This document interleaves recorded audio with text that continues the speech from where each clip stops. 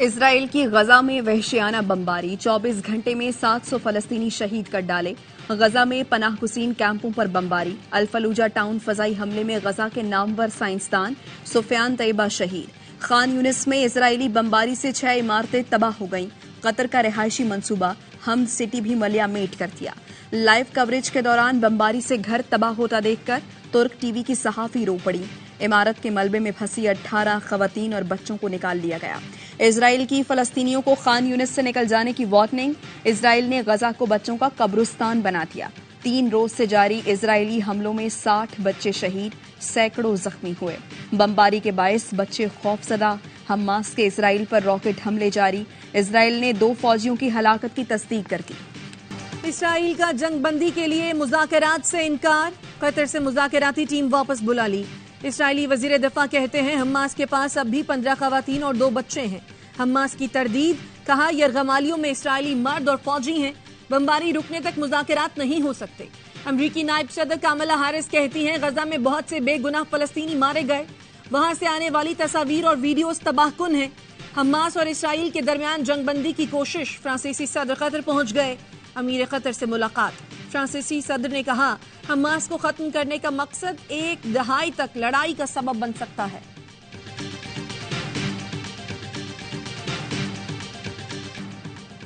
غزہ میں اسرائیلی مظالم کے خلاف دنیا بھر میں احتجاج، پیرس میں ہزاروں افراد نکل آئے، لندن میں فلسطینیوں سے اظہار یکجہتی کے لیے ریلی، اسکاٹ لینڈ میں لوگوں نے اسرائیل سے غزہ پر حملے بند کرنے کا مطالبہ کیا، یمن میں ہزاروں فلسطینی پرچم لہرائے گئے، جکارتہ میں لاکھوں افراد فلسطینیوں کے لیے سڑکوں پر نکلے، اسرائیل کے خلاف نعرے بازی کی اور بمباری بند کرنے کا مطالبہ کیا۔ لبنان میں بھی لوگوں کی بڑی تعداد نے فلسطینیوں کی حمایت میں احتجاج کیا۔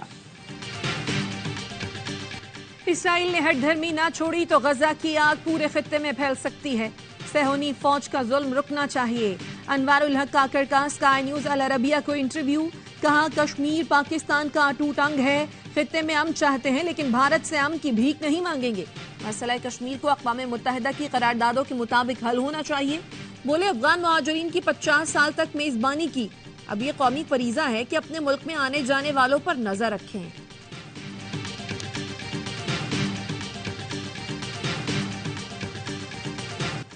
پاکستان اور سعودی عرب میں سرمایہ کاری کے طریقوں پر اتفاق، خلیج تعاون کونسل کے ساتھ آزاد تجارتی معاہدے کی توثیق کی راہ ہموار ہو گئی۔ نگراں وزیر اطلاعات مرتضی سولنگی کہتے ہیں پاکستان اور خلیج تعاون کونسل میں آزاد تجارت کا معاہدہ 19 سال سے زیر التوا تھا۔ 15 سال میں جی سی سی کا کسی ملک کے ساتھ یہ پہلا تجارتی سرمایہ کاری معاہدہ ہوگا۔ نگراں وزیر تجارت گوہر اعجاز نے ٹویٹ کیا، معاہدے میں سرمایہ کاری کو حتمی شکل دینے پر کام کر رہے ہیں۔ معاہدہ پاکستان اور جی سی سی کے درمیان اقتصادی تعلقات کو مضبوط کرے گا۔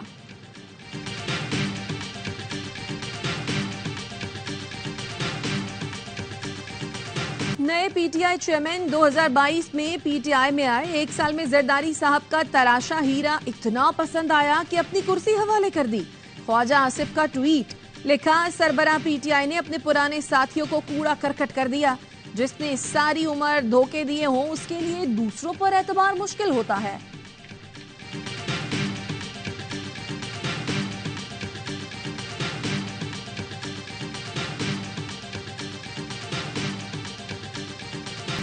مسلم لیگ نون نے لاہور کو ہی پاکستان سمجھ لیا ہے، پیپلز پارٹی کو چھپنے یا دھاندلی کر کے اقتدار میں آنے کی ضرورت نہیں، ہمارے پاس دکھانے کے لیے کارکردگی ہے۔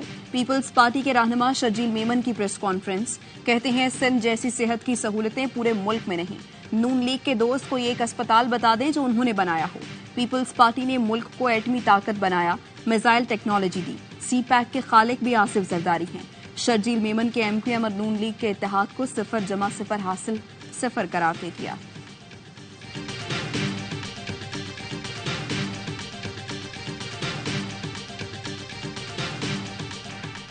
پیپلز پارٹی سے مل کر حکومت بنانے سے بہتر ہے نون لیگ حکومت ہی نہ بنائے، پہلے جیسی اتحادی حکومت ہوئی تو نواز شریف اپنا ویژن مکمل نہیں کر سکیں گے۔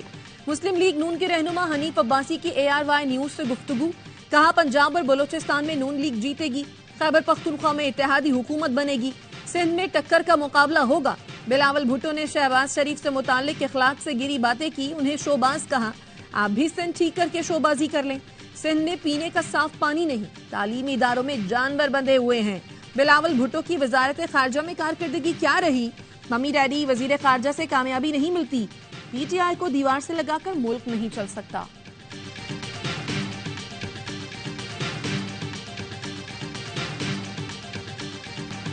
इत्तेहाद खुशी से नहीं मजबूरी से किया जाता है। नून लीग से इत्तेहाद का फैसला वक्त आने पर होगा। पीपल्स पार्टी के रहनुमा फैसल करीम कुंडी कहते हैं हुकूमत बनाना नून लीग की ख्वाहिश हो सकती है, ये हुकूमत बना नहीं सकते, लाडले नहीं बन सकते, बैसाखियों की तलाश में हैं, अवाम में जाने से डर रहे हैं, पंजाब में भी अवाम में नहीं जा सकते।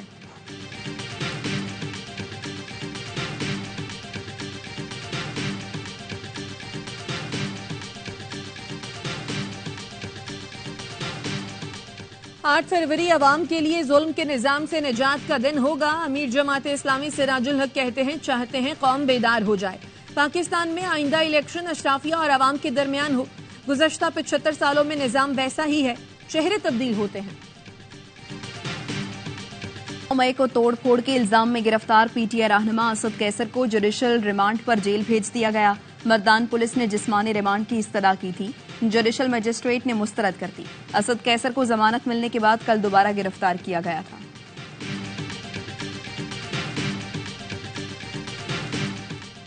पाकिस्तान की सिफारती महाज पर भारत के खिलाफ बड़ी कामयाबी। पाकिस्तान यूनेस्को एग्जीक्यूटिव बोर्ड का मेंबर और वाइस चेयरमैन मुंतखब हो गया। पाकिस्तान भारत को हराकर यूनेस्को वाइस चेयरमैन मुंतखब हुआ। अक़वाम मुत्तहिदा की सरपरस्ती में ग्रुप इलेक्शन का इनेकाद हुआ। एशिया पैसिफिक ग्रुप ने एग्जीक्यूटिव बोर्ड और यूएन से वाबस्ता फोरम में अहम पोजीशन के लिए भारत को शिकस्त दी। 58 रुकनी एग्जीक्यूटिव बोर्ड से पाकिस्तान ने मुतासर कुन 38 वोट हासिल किए, भारत को सिर्फ 18 वोट मिले।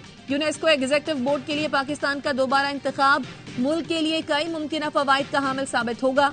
तर्जुमान दफ्तर खारजा का कहना है पाकिस्तान को तनहा करने वालों के लिए ये वाज़ेह पैगाम है, पाकिस्तान की बैनुल अक़वामी बरादरी में साख और एहतराम है। अमरीकी असिस्टेंट सेक्रेटरी कल से पाकिस्तान का 2 रोजा दौरा करेंगे। अफगानिस्तान के लिए अमरीकी नुमाइंदा खुसूसी थॉमस वेस्ट 7 से 9 दिसंबर तक दौरा करेंगे। Principal deputy assistant secretary Elizabeth harrows 9 से 12 दिसंबर को पाकिस्तान का दौरा करेंगी। तर्जुमान दफ्तर खारिजा का कहना है पाकिस्तान और अमरीका कई मामलात पर मुशावरत जारी रखे हुए हैं। ये दौरे अमरीका के साथ अफगान सूरत हाल समेत मुतअद्दिद मसाइल पर मुज़ाकरात का हिस्सा हैं। अमरीकी अहदेदारों के ये दौरे सिर्फ अफगान सूरत हाल तक महदूद नहीं।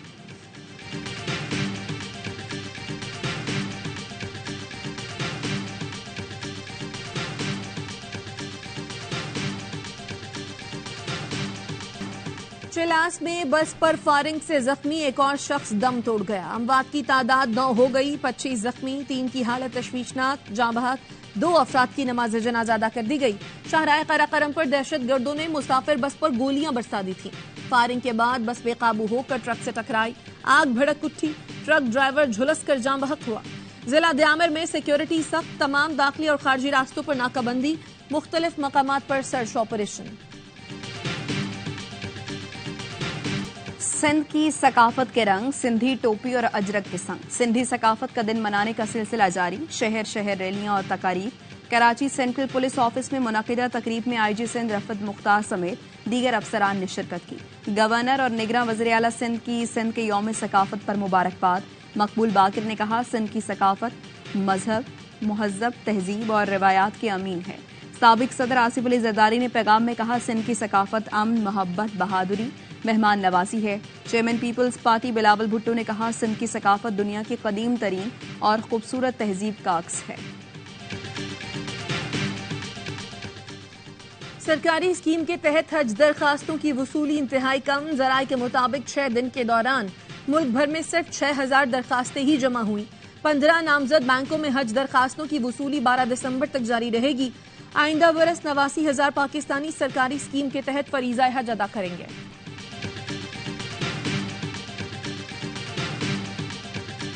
मुजफ्फराबाद में बडियारा शरीफ के मकाम पर गाड़ी को हादसा, 2 अफराद जाँ बहक, 2 जख्मी। नवाब शाह में ट्रक ने मोटरसाइकिल को कुचल दिया, 3 भाई जाँ बहक, 1 जख्मी।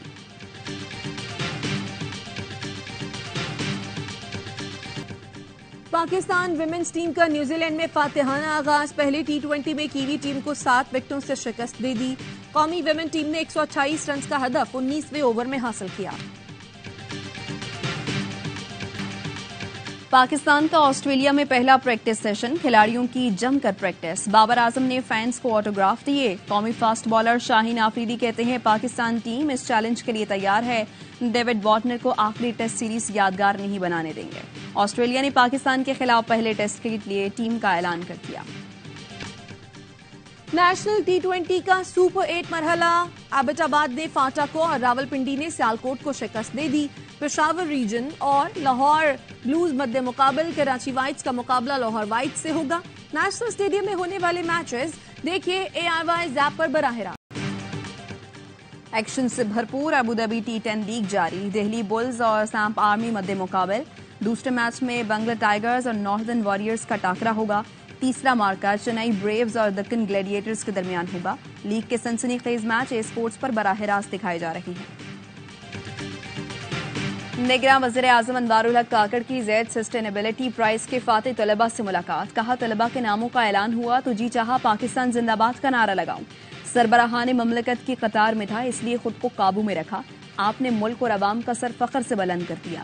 نوجوان نسل ہی پاکستان کو آگے لے کر جائے گی۔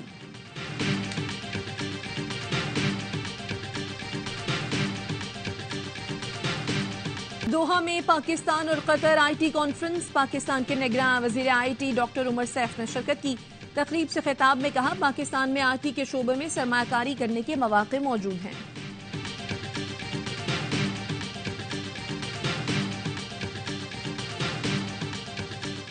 کراچی میں سندھ رینجرز کے زیر اہتمام امن سائیکل ریلی، 50 سے زائد مرد اور خواتین سائیکلسٹ نے حصہ لیا۔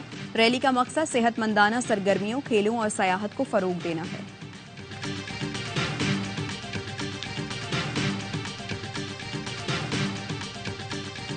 آرٹس کونسل کراچی میں عالمی اردو کانفرنس کا آخری روز، مختلف موضوعات پر سیشن، علم و ادب سے دلچسپی رکھنے والوں کی بڑی تعداد میں شرکت۔